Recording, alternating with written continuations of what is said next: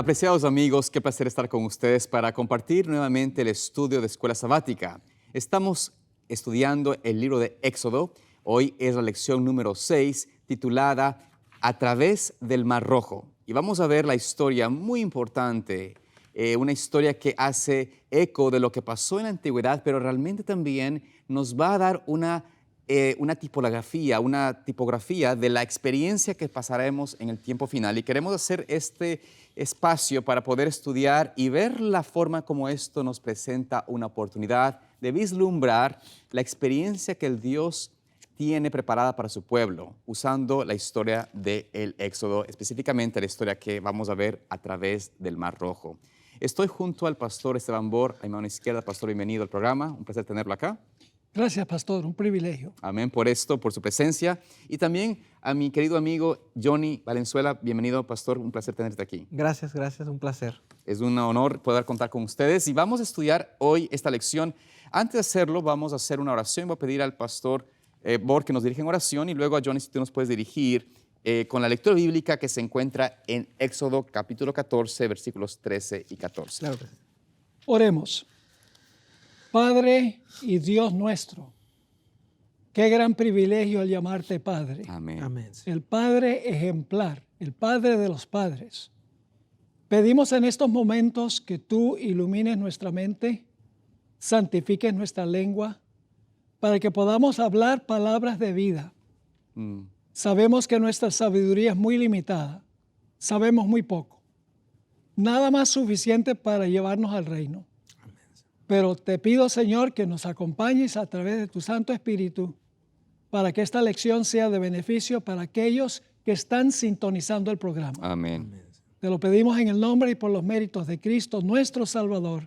Amén. Amén. Amén. Amén. Vamos a tener nuestra lectura bíblica, Éxodo 14, 13 al 14. Y Moisés dijo al pueblo: no temáis, estad firmes y ved la salvación que Jehová hará hoy con vosotros, porque los egipcios que hoy habéis visto, nunca más para siempre lo veréis. Jehová peleará por vosotros y vosotros estaréis tranquilos. Amén. Amén. Qué tremenda lectura y nos da un marco a la experiencia que esta lección va a traer. La experiencia de cómo el pueblo de Israel salió de Egipto y llegó a tener la libertad completa a través del cruce del Mar Rojo. Esta historia que quizás muchos ya la conocemos, la hemos visto en nuestro estudio, quizás la hemos leído desde que éramos pequeños, los que están en la iglesia, tal vez algunas veces inclusive han visto películas o series que presentan esta historia.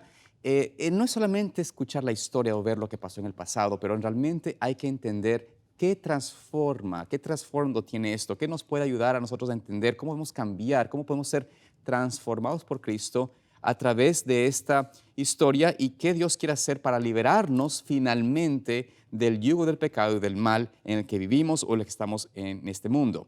Así que con eso en mente vamos a ver brevemente, ¿no es cierto?, lo que nos presenta la primera parte de la lección para ver lo que sucedía previo a este cruce del Mar Rojo. ¿Cómo es que el Señor quiso llevar al pueblo de Israel y cuál es el propósito de sacarlos de Egipto? No era solamente sacarlos de esclavitud, pero había un propósito mayor aún. En el libro de Éxodo capítulo 12, voy a pedir a mi hermano Johnny que nos lea en el versículo 31 al 36, presenta allí la petición que se hizo a Faraón y cuál era el propósito, la razón que Dios le dio a Faraón de sacar al pueblo de Israel de Egipto. Por favor, si nos lees allí. 31 y 32. 31 al 36. Ok. E hizo llamar a Moisés y a Aarón de noche y les dijo: salid de en medio de mi pueblo vosotros y los hijos de Israel e id, servid a Jehová como habéis dicho. Tomad también vuestras ovejas y vuestras vacas como habéis dicho e idos, y bendecidme también a mí.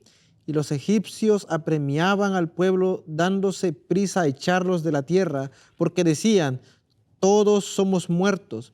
Y llevó el pueblo su masa antes que se leudase, sus masas envueltas en sus sábanas sobre sus hombros. E hicieron los hijos de Israel conforme al mandamiento de Moisés, pidiendo de los egipcios alhajas de plata y de oro y vestidos, y Jehová dio gracia al pueblo delante de los egipcios, y les dieron cuanto pedían, así despojaron a los egipcios.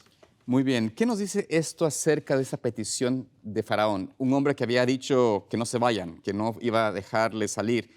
Ahora esta transformación, ¿qué pasó? ¿Por qué este cambio? ¿Por qué la petición de Faraón? Faraón estaba viendo las consecuencias de su terquedad, de la necedad de no escuchar la voz de Dios. ¿Cuántas veces Moisés llegó a pedirle a Faraón, libera al pueblo de Dios, libera a mi pueblo, decía Jehová a través de Moisés, y Faraón nunca escuchó? Y lo hacía, decía, está bien, váyanse, pero se arrepentía, ¿sí? Pero esta vez algo era diferente. En esta ocasión no solamente les estaba pidiendo que se fueran, los estaban corriendo prácticamente, los estaban echando de Egipto, y no solamente Faraón, todo el pueblo deseaba que los israelitas salieran de en medio de ellos. Algo había cambiado y eso era la consecuencia. Estaban viviendo la consecuencia de la última plaga que había caído sobre Egipto y sobre todo ese lugar.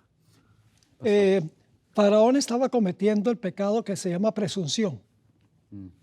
La fe se manifiesta en obediencia. La presunción reclama las promesas de Dios en desobediencia. Por ejemplo, cuando un pastor va a tomar un viaje y le pide al Señor que lo proteja en el viaje y luego maneja a 150 kilómetros por hora. Eso es presunción. Claro. Un alumno que va a un examen y no ha estudiado y ora y le dice al Señor, Señor, por favor ayúdame a pasar este examen. Es decir, la presunción es reclamar las promesas de Dios en desobediencia, mientras que la fe es reclamar las promesas de Dios en obediencia. Por ejemplo, dice en Hebreos 11 que Noé, Dios le dijo, construye un arca. Claro. Él mostró su fe Obedeciendo. construyendo el arca, ¿verdad? Reclamó la promesa de que Dios iba a salvarlo con su familia si obedecía. Así que es una hipocresía que Faraón haya dicho, pídele a Dios que me bendiga, porque ya había cometido el pecado que no tiene perdón. Claro, él había dicho justamente a Moisés antes de la última plaga de que él ya no quería ni verlo. Tu rostro no me verá más. Y era en ese sentido porque había ya llegado al punto de tener tanta rebelión, tanta terquedad, haber cerrado su corazón, que su corazón se endureció a tal punto que ya no sentía la influencia del Espíritu Santo. Esta era una petición que hizo por alguien, digámoslo así, que se dio cuenta de que estaba contra Dios, que su caso estaba perdido y desiste de su odio hacia los hijos de Dios, pero no que su corazón haya sido transformado. En cierto sentido, esta experiencia de Faraón va a ser eco de la experiencia que pasará en el tiempo final muchos de aquellos que se unieron a la labor de la bestia y de la labor de perseguir al pueblo de Dios finalmente, cuando se den cuenta de que sus artimañas y sus esfuerzos son truncados por el Señor, se dejarán sueltos a los hijos de Dios y se volcarán contra sus propios enemigos, contra sus propios líderes, pero ya no habrá arrepentimiento, ya no habrá en ellos el deseo de haber transformado, porque tuvieron oportunidad y al igual que Faraón, rechazaron y simplemente ahora están cosechando los juicios de sus actos, o los juicios de Dios de sus actos pecaminosos y de su rebelión contra Dios. Y es que Faraón no estaba arrepentido. Claro. Faraón no estaba arrepentido, estaba viendo la consecuencia de su actuar, ¿sí? Y esto sucede con nosotros muchas veces. Nosotros muchas veces no nos conmueven las cosas que están malas. Nos conmueven las consecuencias que estamos viviendo por hacer las cosas malas. O sea, una cosa es arrepentirnos cuando estoy a punto de hacer algo malo y decir, sabes que esto no está bien. lo voy a dejar. Pero cuando te arrepientes, ya cuando la consecuencia está, eso no es arrepentimiento, estás viendo el resultado de tu acción, el resultado de lo que es. Y eso es precisamente de lo que Faraón estaba viendo. Y no solamente Faraón, porque el juicio cayó no solamente sobre los ricos, sobre el rey, no, cayó sobre todos, ¿sí? La lección menciona no hubo estatus social alguno que se salvara, solamente aquellos que habían aceptado el sacrificio de Cristo a través de la Pascua, ¿no? A través de la acción que ellos habían hecho de pintar sus puertas con la sangre del Cordero. Amén, amén. Yo crecí con 3 hermanas. Ujú. Somos cuatro hijos. Y a veces, pues, yo peleaba con mis hermanas. Y entonces mi papá, claro, siempre se ponía de parte de ellas porque eran mujeres. Entonces me mostraba la correa y decía, hijo, te voy a dar una pela. Y yo le decía a mi papá, ay, no, papá, perdón. Yo no estaba triste de que había peleado, había triste de que me iban a dar fuerte. Esa es la clase de arrepentimiento de Faraón. Claro, exactamente. Incluso, pastor, haciendo énfasis a lo que usted menciona, al ejemplo, ¿no? Muchas veces, igual con mi hermano, peleábamos, pero a veces yo hasta me sentía satisfecho porque yo decía, bueno, le di su merecido a mi hermano, aunque mi papá me pegue, o sea, tenía miedo de que me pegara, pero estaba dispuesto a soportar el castigo porque yo había ganado a mi hermano, ¿sí? O sea, tenía miedo del castigo mío, sí, porque yo entraba a la casa y tenía miedo, ¿no? Pero no estaba arrepentido de haberle hecho daño a mi hermano, ¿sí? Sí, yo aceptaba eso. Y muchas veces nosotros estamos así, cometiendo pecado tras pecado, incluso cuando conocemos las consecuencias. Cuando ya hemos vivido las consecuencias de algún mal que hemos hecho, no nos interesa. Lo volvemos a hacer aunque tengamos que sufrir otra vez la misma consecuencia. Sí. Así mismo es. Ahora, interesante, ¿no? Viendo esta descripción, esta experiencia allí de Faraón en ya verse sin salida a su problema. El pueblo, la nación estaba quebrada, no solamente por la muerte de su primogénito, también económicamente estaba quebrada, había sido castigada por la obstinencia de este hombre. Sin embargo, notamos de que el Señor, al salvar a su pueblo, al salvar a los primogénitos, al pasar por alto a los que habían confiado en su dirección, en su justicia y en su sangre que cubría cada familia con la Pascua, con ese símbolo de la sangre, el Señor también exige del pueblo de Dios una consagración simbólica, pero muy significativa, y es sobre los primogénitos. Si podemos leer en capítulo 13, versículo 2, noten lo que el Señor dice allí acerca de los primogénitos. Tal vez nos puedes leer allí, Johnny. Claro que sí. Éxodo 13, 2. Conságrame todo primogénito, cualquiera que abra matriz entre los hijos de Israel, así de los hombres como de los animales, mío es. Algo interesante, ¿no? Dios pasa por alto a cada hombre, cada familia, cada hogar que tiene esa sangre, pero dice, aunque paso por alto a cada familia, y no, obviamente, salvo de muerte a los primogénitos, son míos.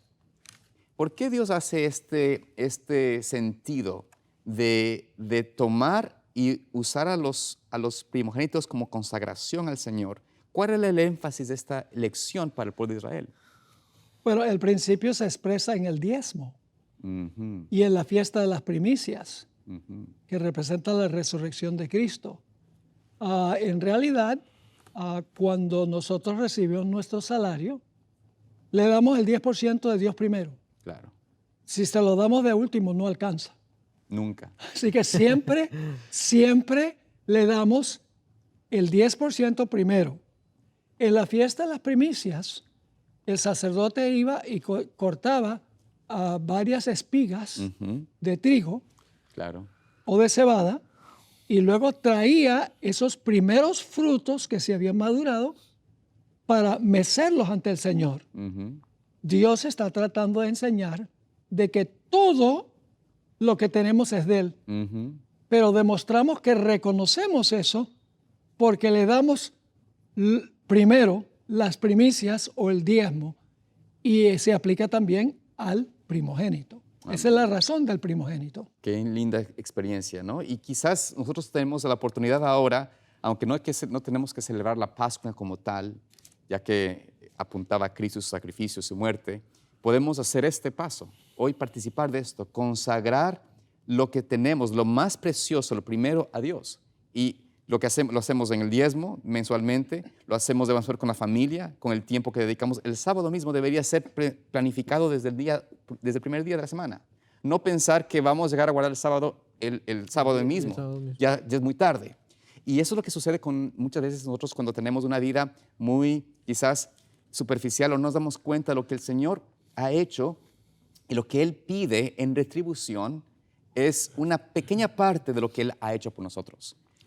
Ahora, fíjense, el significado también del primogénito. El primogénito de un ser humano tenía que ser redimido, tenía que ser comprado con una ofrenda, por así dicho, ¿no? Pero el primogénito de un animal era sacrificado, ¿sí? Era una ofrenda para Dios. O sea, y interesante, ¿no? Que una persona que nacía siendo el primero, en otras palabras, a veces nosotros en la actualidad decimos tiene que ser dedicado a Dios, ¿no? Trayendo en cuenta el ejemplo de Samuel, ¿no? De Samuel con Ana. Pero dice aquí que el primogénito podía ser redimido, podía ser con una cuota, podían ellos ser redimidos. Pero qué importante es entender que el primogénito de un animal era sacrificado como una ofrenda a Dios. Pero esto solamente sucedía si el animal primogénito que nacía era sin defecto, ¿sí? Tenía que ser sin defecto para que la ofrenda fuera aceptada. Entonces, era un llamado al pueblo de ofrecer a Dios lo primero siempre, como decía el pastor, pero también no ofrecerlo como algo vano, ¿sí? O sea, Dios le estaba dando un valor, ¿sí? Un valor a eso, no solamente espiritual, sino también monetario, para que el ser humano entendiera el significado realmente de lo que estaban haciendo, ¿sí? Porque a veces nosotros a lo espiritual, y eso sucede más en la actualidad, a lo espiritual a veces lo vemos como algo vano, hasta que nos cuesta monetariamente, es ahí cuando nosotros decimos, no, es que esto me costó, ¿sí? Entonces, como me costó, me duele, ¿sí?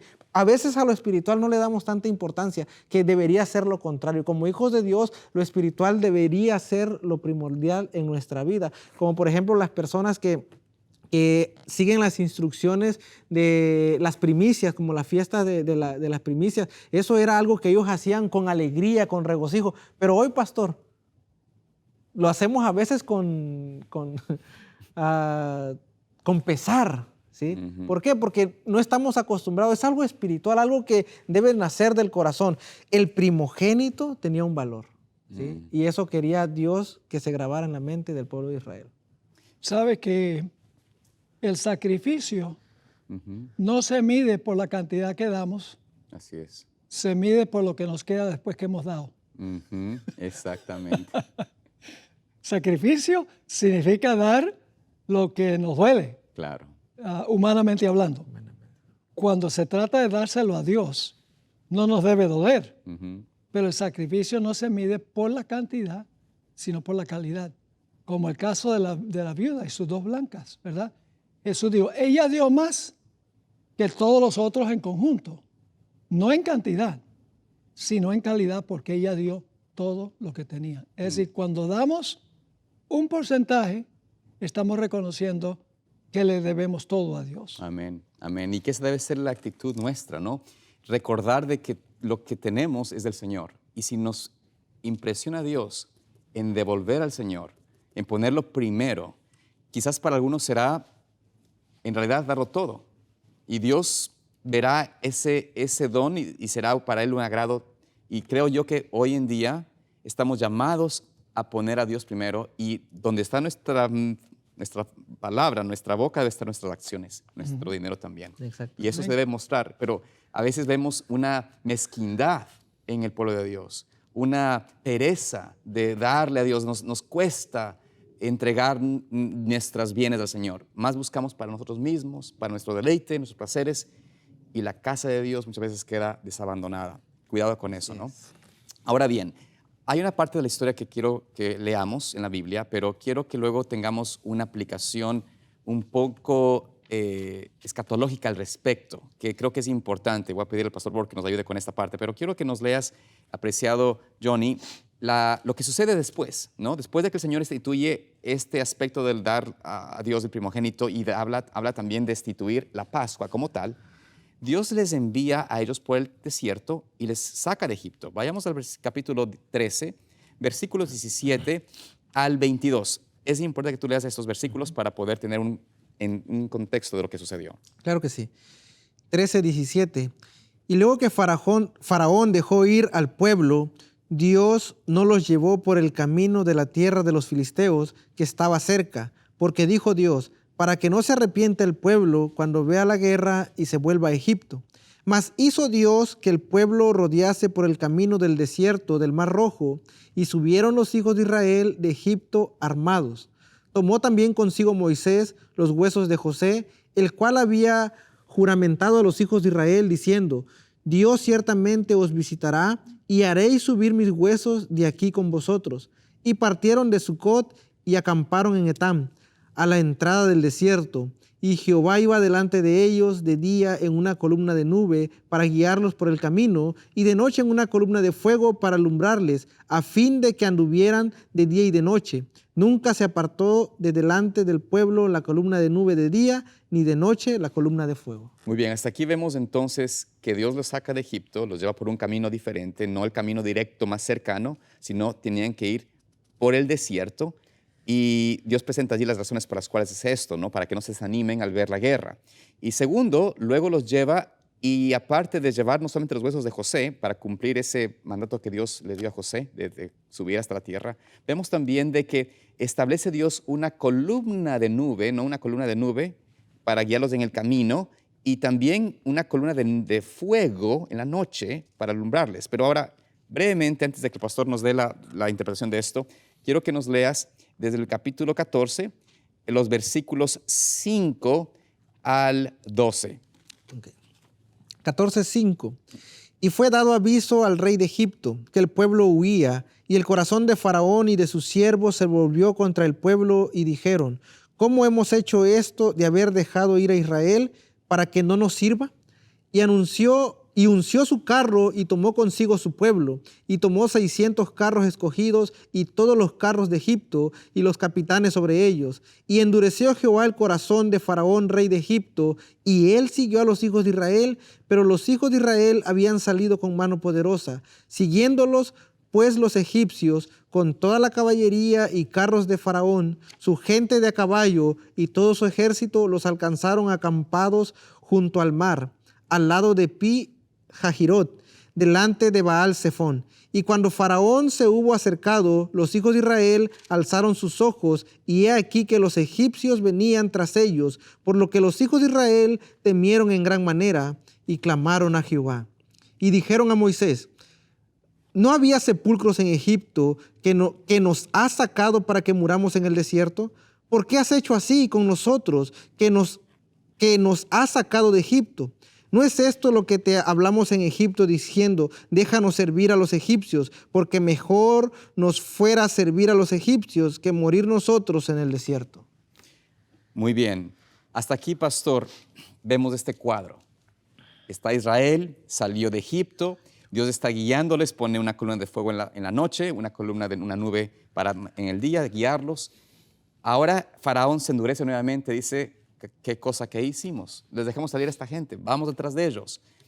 Los israelitas miran esos carros allí, los jinetes de caballo, los ejércitos de Faraón, los rodean por detrás, están delante del mar, no hay salida, están en una emboscada, por decirlo así. Claman ahora a Moisés, mira, mejor era quedarnos en Egipto y servirles. Hasta aquí, pastor, ¿qué nos puede decir sobre este aspecto? ¿Por qué es tan importante ver esta situación, esta experiencia a la luz de quizás lo que sucederá en un tiempo futuro? El asunto es que hay una tipología aquí. La lección no lo trae a colación, pero cuando uno mira la historia del peregrinaje de Israel de Egipto a Canaán, todo el trayecto es una tipología. Es decir, lo que ellos vivieron, va a vivir el pueblo de Dios al final de la historia, pero a una escala mucho mayor. No va a ser ahí en Egipto literal y Canaán no es literal, sino que estamos avanzando del mundo a la Canaán celestial. Es decir, lo que está en Éxodo es una miniatura de lo que va a ocurrir en el futuro. Ahora, hay varios paralelos muy interesantes que voy a mencionar para comenzar. Y se me ocurrió esta tipología cuando leí en Apocalipsis que los redimidos van a cantar el cántico de Moisés y del Cordero. Y yo pensé, bueno, ¿qué tiene que ver Moisés con la liberación final? Claro. Debe ser que lo que ocurrió en los días de Moisés Similar. es una sombra de lo que va a ocurrir a escala mayor en el futuro. Voy rápidamente a mencionar los paralelos. El pueblo de Israel estaba esclavo en Egipto. Claro. Estaban en servidumbre. Clamaron a Dios para que Dios los librara. No tenían mérito alguno, porque eran pecadores. Hasta cierto punto se habían contaminado con la idolatría de Egipto. Pero Dios escuchó su clamor y salieron de Egipto, como al final de la historia, los fieles de Dios van a salir de Babilonia. Ahora, Moisés, podríamos decir, proclamó un fuerte clamor. Deja ir a mi pueblo de Egipto. Hubo milagros genuinos y milagros falsos. Así es. Interesante, al final de la historia, la primera página del capítulo, el mensaje final de Dios en el conflicto de los siglos, dice que el pueblo de Dios va a hacer milagros y Satanás va a falsificar esos milagros. Tenemos también el intento que tuvo el pueblo de guardar el sábado cuando estaban en Egipto. Y por eso Faraón dijo, ustedes quieren cesar, porque la palabra es Shabbat. Claro. ¿Quieren cesar? Pues entonces ahora me van a hacer ladrillos y ustedes van a conseguir la paja. Es decir, el sábado llegó a ser un motivo de opresión, al igual que al final de la historia. Se va a cerrar la puerta de la gracia, donde dice Moisés, no vas a ver más mi rostro. En el Salmo 27, 9 y 10 dice que cuando Dios retira su rostro, significa que ahora su ira va a ser derramada. Hay un sellamiento, el sellamiento de los hogares, de los fieles.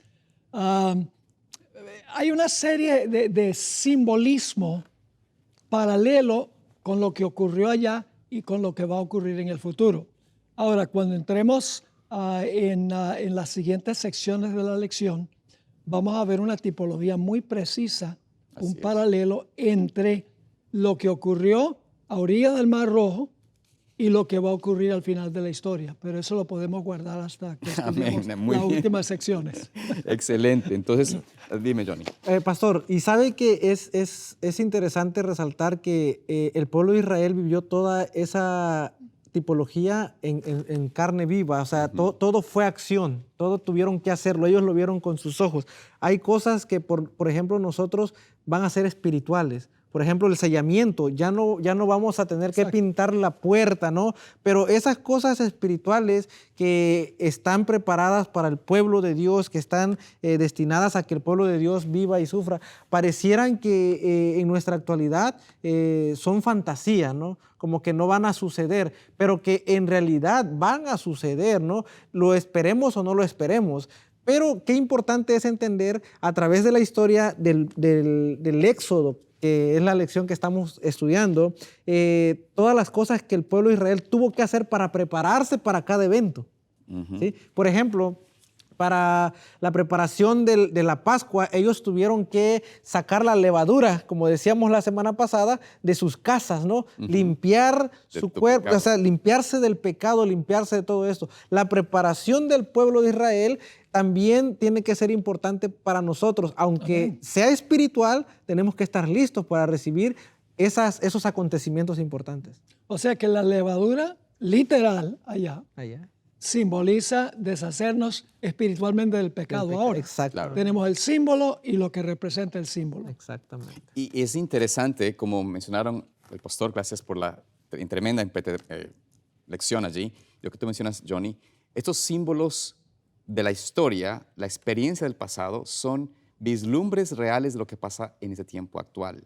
Estamos justamente en un tiempo donde se nos advierte de que el Señor traerá su juicio. Así es. De que el Señor traerá su juicio, me refiero cuando el juicio estamos en tiempo de juicio de investigación, pero concluido ese juicio, viene su ira, viene sus plagas, su sentencia sobre los impíos. Entonces, el tiempo es de en dónde estamos ahora nosotros, en qué parte de la historia a lo largo de lo que estamos viendo, ¿no? Quizás estamos nosotros pensando de que, no, pues el Señor tarda en venir, todavía tengo tiempo para estar en esta tierra buscando mis cosas, y nos damos cuenta de que cada vez que estamos nosotros siendo, digamos, contrarios a ese acto de purificación de nuestras vidas, si no estamos en una comunión con el Señor, cuando el Señor termine su obra, encontrará quizás que nuestras vidas no estuvieron escondidas en Cristo, que nuestras experiencia ha sido una experiencia de hipocresía y por ende la destrucción y el juicio caerá sobre todos aquellos que guardarán o recibirán esa marca de la bestia, esa marca en su frente o en su mano. Entonces, entendamos que estas cosas son realmente eternas y necesarias hoy de entenderlas y ponernos del lado correcto. Exactamente. Amén. Sí, Ok, ahora bien, vamos entonces ahora con este punto a ver la parte de lo que significó esta experiencia previa o la del cruce del Mar Rojo. Algo interesante que nos presenta quizás en lo que estabas leyendo y mencionamos allí que estaban ahí junto al Mar Rojo listos para cruzar, pero había algo que tenían que hacer ahora, porque ya estaban ellos a la espalda sus enemigos, de frente a un mar que era un mar que estaba, pues obviamente no había cómo cruzarlo, no tenían puentes, no tenían ingeniería, no tenían nada por el estilo, no tenían ni barcos, tenían que cruzar o no sé, o morir, pero de alguna forma vemos allí que el Señor les presenta una dirección, una afirmación y una lección a seguir. ¿Qué nos dice en el capítulo 14 de aquí de Éxodo? Y veamos el versículo, perdona que se me fue aquí el versículo que estaba pendiente. Vamos al capítulo 14 y nota lo que dice el versículo 13 específicamente y el versículo 14.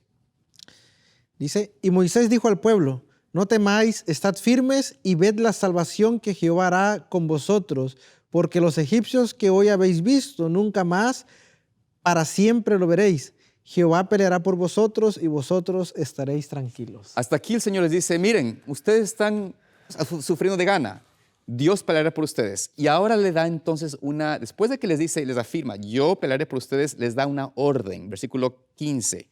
¿Qué es esa orden que Dios les dice a ellos? Entonces Jehová dijo a Moisés, ¿por qué clamas a mí? Di a los hijos de Israel que marchen. ¿Qué dice Dios ahí a su pueblo de Israel? ¿Por qué están sufriendo? Marchen, caminen. Y es interesante, el versículo 16 presenta allí que, puedes leerlo tal vez, Sí, Johnny, claro. ¿y qué dice allí el versículo 16 en cuanto a lo que pasó? Y tú alza tu vara y extiende tu mano sobre el mar y divídelo entre los hijos de Israel y entren los hijos de Israel por en medio del mar en seco. Así que Dios les dice, marchen, al darle inicio del marchar, tú, Moisés, toca la vara y se abrirá el mar rojo. ¿Por qué es esta experiencia importante? Una experiencia de avanzar por fe, no por lo que estaban viendo. Dios no abrió el mar rojo hasta que empezaron a marchar en el mar, o sea, entrar a mojarse los pies en el mar.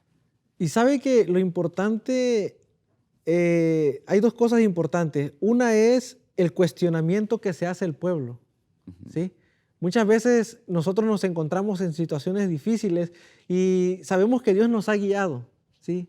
Dios nos ha guiado a través de la vida, a través de situaciones, y a pesar de reconocer que Dios nos ha llevado hasta ese punto, ¿sí? Cuando enfrentamos algo por haber seguido el camino de Dios, a veces nos cuestionamos nosotros mismos, ¿sí? Pero hay algo bien interesante. Dios les había ordenado por dónde ir, ¿sí? O sea, Dios no los quiso llevar por el camino corto para que no se arrepintieran, dice, y regresasen a Egipto. Los estaba llevando por otro camino, un camino tal vez, pastor, donde el aprendizaje sería más certero para el crecimiento espiritual de ellos. Amén. Y eso es algo que a veces nosotros no queremos ver. Claro. ¿Sí? A veces no entendemos que los caminos de Dios son mejores, a pesar de que nosotros sintamos que sufrimos más por ir en esos caminos, ¿sí?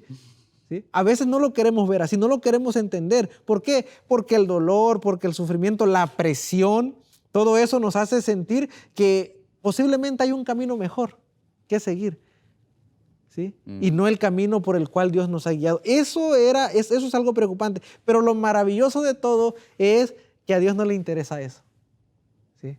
A Dios le interesa que el pueblo de Israel había mostrado obediencia una noche antes. Ellos habían obedecido establecer la Pascua, ¿sí? Ellos obedecieron. Y ahora le dice Dios a Moisés, pues diles que marchen, ¿sí? Ellos volvieron a obedecer otra vez. Tenían dudas, tenían cuestionamientos, tenían tal vez muchas cosas que reclamarle a Moisés y a Dios, pero empezaron a caminar. Amén. Qué importante, pastor, es que a pesar de nuestras dudas y nuestras preguntas hacia Dios y hacia su providencia, no detenernos. Amén. No detenernos, ¿sí? Sino seguir, cargar esas dudas, cargar esas preguntas que nos hacen decir, ¿será que he tomado la decisión correcta? Tomárnoslas en el hombro y decir, bueno, voy a seguir caminando, ya estoy aquí, y sorprendernos de cómo el mar se puede abrir. Amén. La Biblia dice, la fe sin obras es muerta. Correcto. Toda la gente en Hebreos 11, el capítulo de la fe, Sí, está no solo creyendo algo, sino que está haciendo algo. así es. Por eso Dios le dice, muestren su fe marchando. Le dijo a Noé, muéstrame tu fe haciendo un arca. Correcto. Le dice a Abraham, muéstrame tu fe saliendo, aunque no sabes para dónde vas. Exacto. Le dice a Moisés, no te quedes con los tesoros de Egipto, sal con este pueblo rebelde. Le dice a Abel, ofrece un sacrificio. A veces pensamos que la fe es algo que sucede en el cerebro, Únicamente, sí. pero la palabra fe es una palabra de acción, es decir, significa confiar en Dios. Pero no significa confiar en Dios. Dios no dice al pueblo, siéntense a ver lo que va a hacer Jehová. No, marchen para demostrar que ustedes creen lo que Dios está diciendo. Y eso nos dice algo sobre la justificación por la fe también. Amén. Porque hoy en día hay la idea, solamente tienes que creer en Cristo y la vida que tú vivas, eso no interesa. Tus obras no interesan, solamente la justicia imputada de Cristo cuando tú crees en Él. Esa es una falsa salvación. Correcto. La idea de que Cristo te imputa su justicia y puedes seguir viviendo como eres. No. En realidad, la fe se muestra por obras. El problema es cuando ponemos la carreta antes que el caballo. Claro. Ponemos las obras al lado del caballo y eso no funciona. Fracasamos siempre. Pero donde hay fe genuina, Amén. las obras siguen. Es decir, el caballo adelante produce buenas obras, por así decirlo. Y aquí vemos que Dios le dice al pueblo, demuéstrenme su fe caminando. Amén. Pastor, en otras palabras, las obras son el resultado de la fe y no la fe el resultado de las obras. Si lo volteamos sería algo trágico, ¿no? Entonces, nuestras obras lo hacemos porque creo, porque tengo fe. Las obras son la prueba de que la fe es genuina. Amén. Es decir, las obras comprueban la genuinidad de la fe.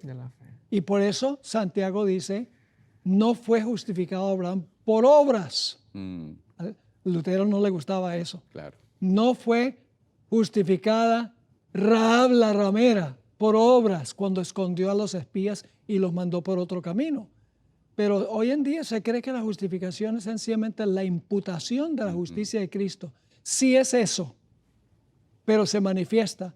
Cristo no dijo, por su fe los reconoceréis. Dijo, por su fruto los reconoceréis. Es la clave. El fruto que produce la verdadera fe es una acción, un acto de seguir al Señor y guardar sus mandamientos, avanzar en fe. En este aspecto, cuando avanzan en fe, se abre el mar rojo, pero también es algo interesante el Señor.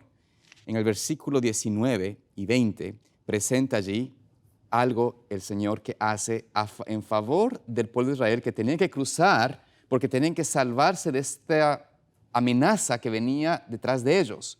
Venía a destruir al pueblo de Israel ahí Faraón se jugaba todo por todo. O los traigo o los mato. Pero vivos no los dejo. Y aludiendo a lo que hablábamos hace 2 lecciones, pastor, con usted, detrás del telón, Satanás quería destruir a ese pueblo, usando a Faraón, por supuesto. Quería impedir que se cumpliese la obra de Dios de salvar a ese pueblo de Egipto. Y llevarlo a Canaán. Exactamente, llevarlo a Canaán y llevarlo de vuelta al lugar. Y de alguna forma Satanás puso en la mente de Faraón, mira, hiciste un error, vete con todo tu ejército y vas a destruirlos. Si es que no se arrepienten, o sea, los matas. Pero ¿qué es lo que hace Dios? Ahí Dios interviene, porque también, recuerden, Israel era un pueblo con animales, con niños pequeños. Cruzar ese mar, aunque se hayan su parte, caminando en fe, empezaron a abrir y Dios abrió el mar rojo, todavía demoraba un tiempo cruzar. Y no era un camino fácil. No era un camino fácil, Sí. por supuesto. Pero ¿qué hace el Señor allí? El primer aspecto donde vemos una obra de Dios, el versículo 19 y 20. ¿Puedes leernos, por favor? Sí. Y el ángel de Dios que iba delante del campamento de Israel se apartó e iba en pos de ellos. Y asimismo la columna de nube que iba delante de ellos se apartó y se puso a sus espaldas e iba entre el campamento de los egipcios y el campamento de Israel. Y era nube y tinieblas para aquellos y alumbraba a Israel de noche. Y en toda aquella noche nunca se acercaron los unos a los otros. Noten ustedes, algo también interesante, que en esa noche es cuando empiezan a cruzar. Pastor, ¿qué nos puede decir respecto de esta división entre las tinieblas y la luz? ¿Qué tipología tenemos allí? Bueno, en realidad lo que ocurrió a orillas del Mar Rojo va a ocurrir globalmente al final de la historia. Uno tiene allá en aquella experiencia una ilustración de las últimas 3 plagas de Apocalipsis. Y algunos dirán, ¿cómo es eso? Bueno, dice oscuridad para los egipcios, el pueblo de Dios en luz. Nada más les animo de que lean El conflicto de los siglos, la primera página del capítulo, la liberación del pueblo de Dios. Dice que los impíos están por lanzarse sobre los justos, igual que Faraón y sus ejércitos sobre Israel. Dice, cuando de repente hay una oscuridad más terrible que la medianoche, pero entre el pueblo de Dios, luz. Interesante. Y luego la 6ª plaga es el secamiento de las aguas del río Éufrates, que representa las muchedumbres que querían lanzarse contra el pueblo de Dios. ¿Qué sucede en el Mar Rojo? Las aguas se secan, se dividen, que es la palabra que usa Apocalipsis. Es decir, para preparar un camino para el escape del pueblo de Dios. En Apocalipsis dice que se secan las aguas del Éufrates para preparar el camino para los reyes que vienen del oriente. Y los reyes del oriente son Cristo y sus ejércitos, que están defendiendo al pueblo de Dios. Y luego, la 7ª plaga de Apocalipsis dice que hay truenos, relámpagos y voces. Y cuando uno va al Salmo 77, dice que cuando el pueblo estaba cruzando el mar, hubo truenos, relámpagos y voces.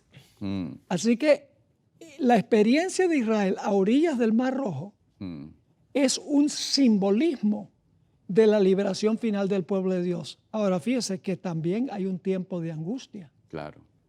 Porque el pueblo está bajo un decreto de recuperarlos, sino de matarlos. Claro.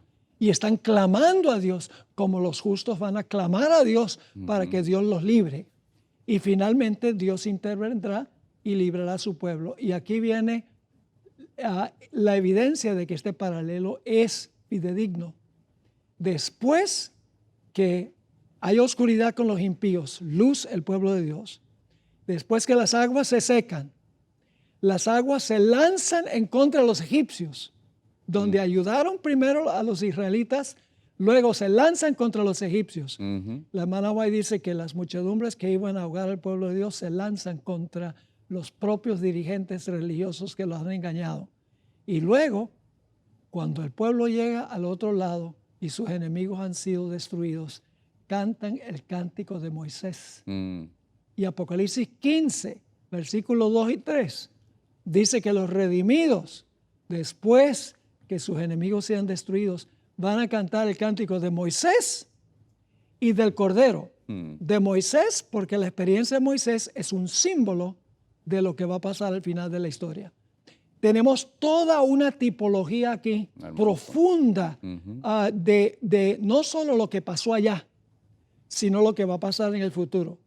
Y Dios nos ha dejado estas historias, porque Dios podría decir, no se preocupen, cuando venga la ley dominical yo los voy a proteger, voy a destruir a sus enemigos. Dios podría decir eso, pero Dios dice, si lo hice una vez, ¿qué te hace pensar que no lo voy a hacer de nuevo? Claro. Todas las historias de liberación en el pasado son Dios diciendo, lo hice una vez, lo demostré, ahora confía de que lo voy a hacer de nuevo. Amén. Amén. Esta tipología tan importante que vemos en esta historia, es interesante notar que aún en la misma experiencia de Israel, abrir el Mar Rojo fue en la noche, de acuerdo a la palabra de Dios. Toda aquella noche estuvieron allí y Dios permitió que ellos avanzaran. Es igual al final del tiempo, cuando el Señor librará a su pueblo y se la pone esperada a medianoche. Es decir, hay elementos tan claros de que esta experiencia será vivida por el pueblo de Israel, verdadero, el pueblo de Dios al tiempo del fin. Sin embargo, el llamado nuestro es a ver en qué manera estoy yo hoy progresando en esa fe. Porque yo no puedo esperar llegar a ese punto, estar en esa experiencia, si ahora en mi vida, hoy con Cristo, no encuentro la victoria a través de la fe en Cristo para obedecer. Si hoy a través de mi relación con el Señor no encuentro una forma de dar en prioridad mis bienes, mis talentos, mis dones al Señor, si no estoy poniendo una fe viva en lo pequeño, no podré pasar esa experiencia, no podré estar dentro del pueblo de Dios. Y por eso es que tenemos que hacer eco a la necesidad de hoy de recibir el Cordero de Dios para poder cantar de ese himno y tener experiencia de Moisés, pero haber experimentado la fe que tuvo el pueblo de Dios a través de la antigüedad. Y puedo mencionar Claro. un punto más muy importante. Sí, por supuesto. ¿Quién iba en la columna de nube y la columna de fuego que les dio luz esa noche? Bueno, si uno lee Éxodo 14 y el versículo 19, dice, el ángel de Dios que iba delante del campamento de Israel se apartó en pos de ellos. Es decir, el que está en la nube es el ángel. Sí. Pero luego más adelante dice en el versículo 24, aconteció a la vigilia de la mañana que Jehová miró el campamento de los egipcios desde la columna de fuego y nube. ¿Cómo se llama ese ángel? Ese ángel que estaba en la nube se llama Miguel. Miguel. En Daniel 12 y el versículo 1 habla del tiempo de angustia final del pueblo de Dios. Se levantará Miguel, aquel príncipe que está en favor de los hijos de tu pueblo. Será tiempo de angustia. Ahí está la experiencia de Israel. Mas en aquel tiempo será libertado tu pueblo, todos los que se hallaren escritos en el libro. Amén. Es decir, que Miguel, el arcángel, es el que va a librar al pueblo de Dios. Ahora, un versículo más. En Éxodo 23 y el versículo 20, aquí habla el Padre, Dios el Padre, y fíjese lo que le va a decir a Israel. He aquí yo envío mi ángel. Y en mi Biblia la palabra ángel está con mayúscula inicial. Correcto. Este no es un ángel común y corriente. No. Yo envío mi ángel delante de ti para que te guarde en el camino y te introduzca en el lugar que yo he preparado. Guárdate delante de él y oye su voz. No le seas rebelde, porque él no perdonará vuestra rebelión, porque mi nombre está en él. ¿Y cuál es el nombre? El nombre es Jehová. Jehová. Es decir, el ángel es Cristo Jesús. Amén. Quien se le presenta como el arcángel Miguel, pero es 100% Dios como el Padre. Amén. Amén. Pastor, ¿y qué importante es la ilustración del pueblo de Israel en obediencia a las instrucciones que recibieron de Dios? Vea, el pueblo de Israel había sido contaminado, ¿sí?, por todas las todo lo que se hacía en el pueblo de Egipto, toda la idolatría, todas las costumbres, todo lo que ellos tenían que hacer. Habían sido contaminados ellos, no solamente físicamente, sino espiritualmente también habían sido contaminados. Pero cuando Dios les presenta la forma en la que iban a ser liberados, ellos empiezan a obedecer.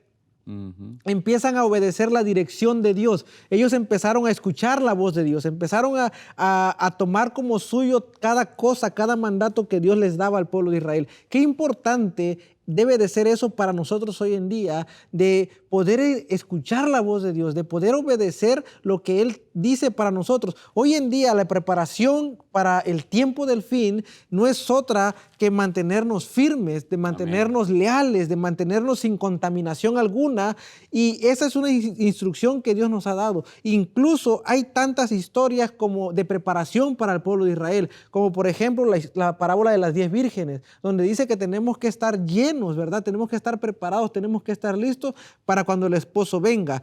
Esa es una instrucción que Dios ha dejado al pueblo y que nosotros tenemos que tomar como nuestra, tenemos que adoptarla, porque si no hacemos eso, si no obedecemos, prácticamente no vamos a estar protegidos. Dios protegió al pueblo por obediencia, porque estaban siguiendo y escuchando su voz. El pueblo de Israel estaba escuchando la voz de Dios.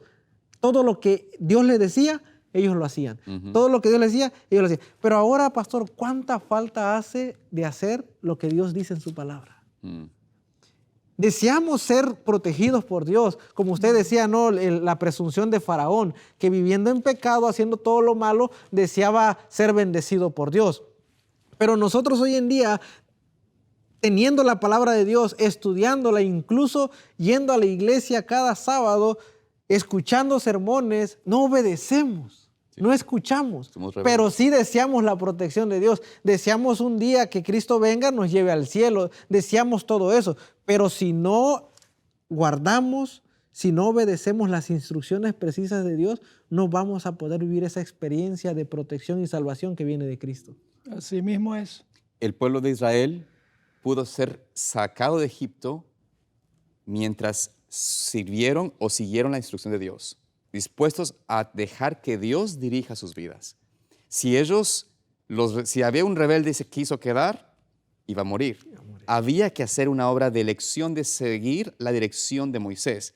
Y claro, en esta primera parte, viendo las evidencias de lo que pasó en su vida, fueron convencidos de obedecerlo. Sin embargo, tristemente, vemos que muchos de ellos lo hicieron, pero no de corazón. Eventualmente su corazón reveló lo que tenían en su agenda, en su mente, en su deseo, y finalmente fueron destruidos por su rebelión. Pero tal vez nosotros ahora que sabemos de que el desenlace final no hay sino uno, y es la venida de Cristo, salvarnos de esta destrucción que se viene a esta tierra por la concupiscencia, por el pecado, por la rebelión del hombre. Vemos de que Dios quiere que hoy tengamos una preparación cabal, una preparación real, una preparación sincera, genuina. Y como tú mencionabas, Johnny, hoy hay que hacer una elección. ¿Cuál es nuestra elección? ¿Seguir al Señor o escoger seguir nuestra propia inclinación del hombre, del corazón humano? Hay algo que tal vez para concluir, para ir terminando ya con la parte del cántico de Moisés. Dios interviene, el ángel de Jehová, Jesucristo, el pastor mencionó claramente. En el versículo 25 del capítulo 14, dice allí lo siguiente: y quitó las ruedas de sus carros y los trastornó gravemente. Entonces los egipcios dijeron: huyamos de delante de Israel, porque Jehová pelea por ellos contra los egipcios.